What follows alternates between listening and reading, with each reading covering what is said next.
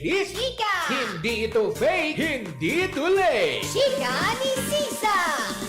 Lahat ng ganap sa showbiz pag-uusapan natin dito. May nag-break, may nagkabalikan. Tara at pag-usapan. Kung ano man ang chika, alam na ni Sisa. Ito ang Chika ni Sisa. Chika! Ni Sisa!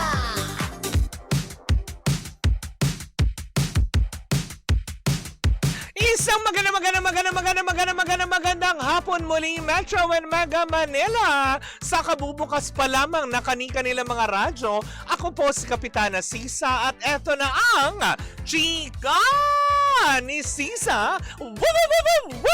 Hello po sa inyong lahat at syempre pwede nyo pa rin po kami panoorin via our digital platforms on Facebook, TikTok and of course sa ating YT channel. Hello po sa inyo sa mga kaimpanig ng Pilipinas at ng mundo. Ika nga ni Tony Gonzaga. Hello Philippines and hello world. Ganon.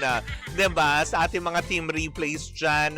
Hello po sa inyong lahat dyan. Syempre, kalilimutan ko ba naman yung mga yung masugid natin mga tagapakinig dyan sa may Agora Market San Juan. Hello po sa inyong lahat dyan. Syempre, sa mga taga Balintawak. Hello po sa inyong lahat dyan. Balintawak Public Market. Hello po. Sa mga taga Nepa Q-Mart. Hello po sa inyong lahat dyan. Kalilimutan ko ba naman ang mga taga Pasig Mega Market. Lalong-lalo na dyan sa may Kanyogan Pasig. Hello po sa inyong lahat dyan at sa Bagong Ilog. Hi po sa inyong lahat dyan. Syempre tumawid na rin tayo speaking of Ilog. O diba? Tumungo tayo sa Marikina sa mga taga-Tumana. Hi po sa inyong lahat. Hi. Magandang hapon po sa inyong lahat. At eto na ang ating second Chika! Taas, gano. Ambisyosa, gusto maging popstar royalty. Umaaligid! Wow, taray! Umaaligid! Diba? O kanina lamang, diba? Huwag na kayo magtalo-talo dun sa mga sa 18s, diba? Sinusupport namin ang bawat grupo. Mahal namin kayong lahat, syempre, diba? Kanina lang, diba? Pinatugtog natin yung Umaaligid ni Miss Sarah Geronimo at ng SB19. Kaya, tigil na natin yan, diba? Let's spread love, and not hate, diba? Kasi pangit yun. Nakakadry ng balat yun pag lagi kang galit. Uy! Lalo pat kung alam mo yun. Hindi mo naman ugaling mag-sunscreen. Hoy, grabe. Hi, Ate Baby Rodriguez. Magandang hapon sa'yo. Pero eto na nga, ang ating second chika na sumigaw na ako kanina. Hindi ko na uulitin. Diba? Eto na nga. Hindi ko alam kung totoo pero nabalitaan lang natin. Kasi para daw planong mag-reforma. Tama ba? Ako nang dinig. O baka chismis lang. Diba?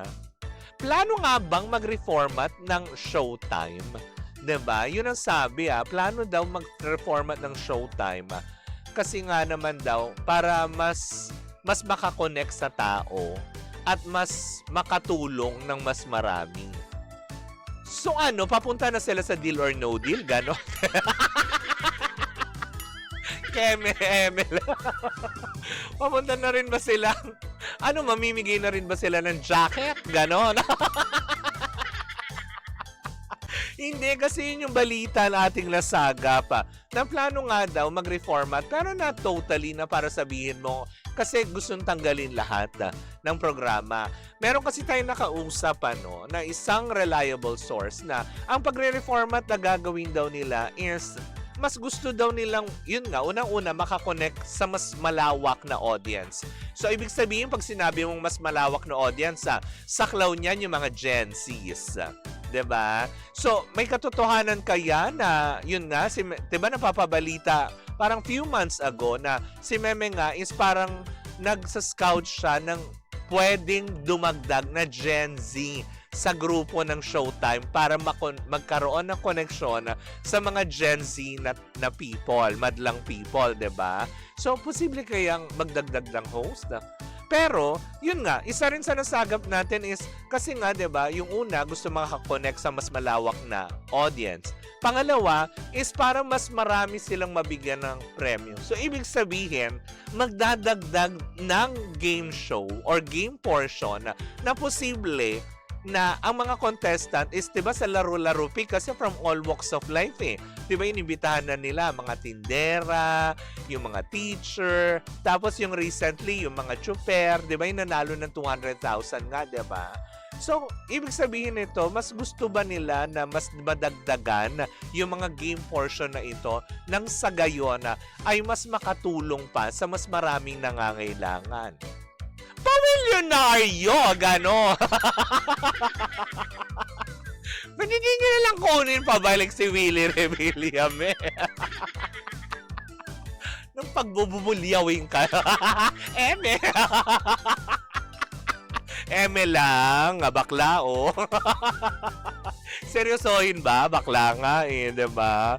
Sabi ang dami nilang mga host nakaupo lang. Sayang yung iba may talent naman pero nasa gilid lang. Well, actually, marami din nagsasabi niyan, Daryl, ano? Marami din nakakapansin yan na yung iba nga halos parang nandun na lang sa gilid-gilid pag may mga game portion. Siguro nga, kaya siguro naiisip ito kung totoo man, ha? Kasi wala namang confirmation pa ito. Ito'y nasagap lamang natin ng chismis. Kung totoo man, baka kasi kaya siguro nag-iisip ng mga bagong concept. Diba? Ibig sabihin ng pagre-reformat, kasama dyan yung siguro pagre-repaso sa ilang mga hindi na to kinakagat ng tao, palit na tayo. 'Di ba? Kasi ganun 'yan eh. 'Di ba? Mararamdaman mo naman yung sa tanggap ng habang umiitim yung likuran ko bakit. 'Di ba? Na parang 'di ba? Mararamdaman katulad 'di ba yung especially for you na tumagal ng matagal na matagal eh, pero 'di ba? Apparently, naramdaman din nila na ay teka sandali, hindi na masyadong click. So, palit. Yun ang maganda naman sa Showtime kasi nararamdaman nila yung pulso ng audience nila kung ano na yung click, ano yung hindi, ano yung magiging posibleng uso. 'Di ba? Katulad nitong laro-laro pick. Wala naman to sa original format ng Showtime eh, 'di ba? Pero na-develop na lamang hanggang sa na-inject na nila na maging parte yung mga ordinaryong tao para makalaro, 'di ba? Kasabi mo yung mga natatanggal doon, 2,000 pesos, not bad yun as consolation, 'di ba? Pumunta ka doon na empty-handed ka, tapos sila uwi ka, may 2,000. Swerte ka na lang kapag kaano na, 'di ba? Oo, nakikita ko OT na. 'Di ba? Na Oo, namako. Madaliin ko na. Yung chika ni Sisa parang Showtime, may nakabantay lagi. Ba't ba lagi nakabantay kayo? But anyways, ayan na. Mga pangga, hindi ba? Antabayanan lang natin kung ano pa yung pwede pang maihain. Kung totoo man na magre-reforman, siguro para for the betterment of the show. Hindi naman siguro sa ikasasama or ikatatanggal ng trabaho ng mga taong nandoon na sinasabi nga na chinichismis na magbawas kayo ng host, magbawas kayo ng ganito. Hindi naman. Kasi naniniwala ako na nilagay sila doon ni Meme Vice Ganda or kinuha sila doon kasi may nakita sa kanilang, alam mo yon, characteristic na posibleng para makabuo as a team ang Showtime. Yan naman laging sinasabi ni Meme, di ba? We are a team. A team that grows together. Ganon.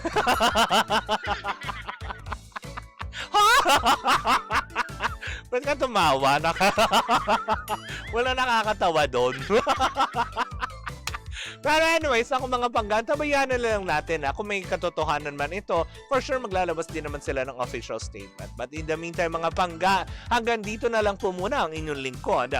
Bukas po, ayan, wag ka munang umalis, nag-i-enjoy pa kami. Hoy Daryl, nandito na yung bisita ng MX3 story si Mark Mercado. O, diba? Tabayanan nyo ang kanyang kwentong MX3 kung paano ang inspirasyon, paano kayo makakakuha ng mga inspirational na kumbaga mga kanyang dinaanan, paano siya na ganito, ganyan, malalaman natin yan in just a short while. Well, in the meantime, mga pangga, bukas po magkapanora, magkarinigan. Ano ba talagang gusto mong sabihin?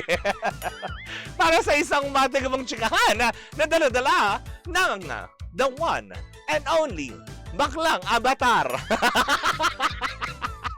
Ako po si Kapitana Sisa at ito ang Chika ni Sisa. Wow! At tuloy-tuloy pa rin po ang ating tugtugan. Dito po lamang yan sa number 106.7 Energy FM. Panggawag mong sabihin radyo, sabihin mo Energy. Bye!